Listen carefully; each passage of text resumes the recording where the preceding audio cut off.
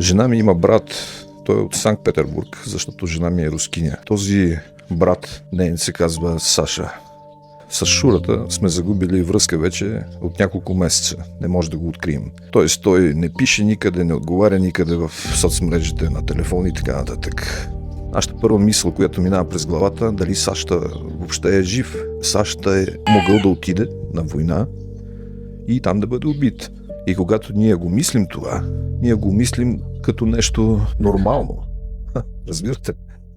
Нормално, защото това се случва постоянно. Не, че го приемаме за нормално. Но тази мисъл е една от основните като версия. Много хора покрай мене казват: ние обичаме Русия, ние обичаме руснаците, ние обичаме Путин. Ние поддържаме Русия в тази война. Вие разбирате ли, че вие ги обичате много, много теоретически? Вие си нямате възможност Саша, който може да умре, защитавайки интересите на вашата любима путинска Русия, защото има и друга Русия.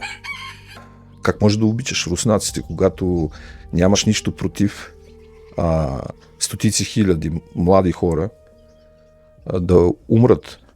Обичаш руснаците и казваш, че те трябва да умрат в една война с някакви сериозни геополитически цели и вие сте готови да платите, нали, тази цена с техния живот.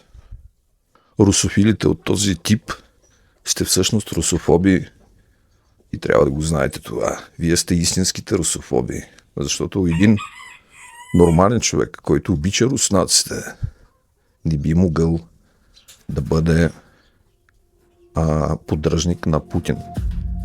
Защото Путин е основният убиец на руските деца, на руските хора.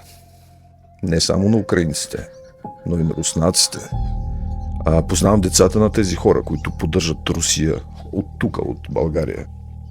И които ми казват, че аз съм против руснаците, а те са за. И аз знам как живеят техните деца. Те ходят на бригади в Америка, учат в Европа. Най-големите им проблеми понякога са каква кола да си купят, какъв телефон да си купят, дали имат акне или нямат акне, дали им е излязнала някаква пришка на газа. Отворете си очите. Някои неща са болезнено очевидни. Едно от тези неща, че единственият човек, който може да спре тази война, е Владимир Путин. Той може да се събуди една сутрин, да си почеше стария мършав гъс, да отиде до златния си кинев, да се изтропа там, да закусва и да каже: войната свършва. И войната ще свърши. И той можеше да го направи и преди година, и преди 2, и преди 3, а можеше и да не я започва. Това е извън всякаква геополитика. Това е просто очевиден факт, защото Путин е автократор, за разлика дори от Зеленски или който и да е друг.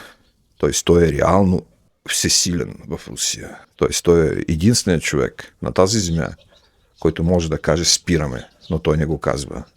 Той продължава да блъска гориво в тази машина на смъртта, да хвърля пресно младо месо вътре. Преди една седмица или две, някой в коментариите учуден ме пита, когато бяха разбрали, че съм учил в Санкт Петербург, че съм наполовина руснак, защо не съм останал в Санкт Петербург? Сина ми е на 20 години. Само да си представя, да си пофантазирам, че аз съм останал в Санкт Петербург. И моят син всеки един ден е кандидат да бъде хвърлен в тази машина на смъртта. Какъв ще бъде моят живот там? Това ще бъде живот в ада. Просто не разбирате какво говорите. Не знам какво ви става. Не знам.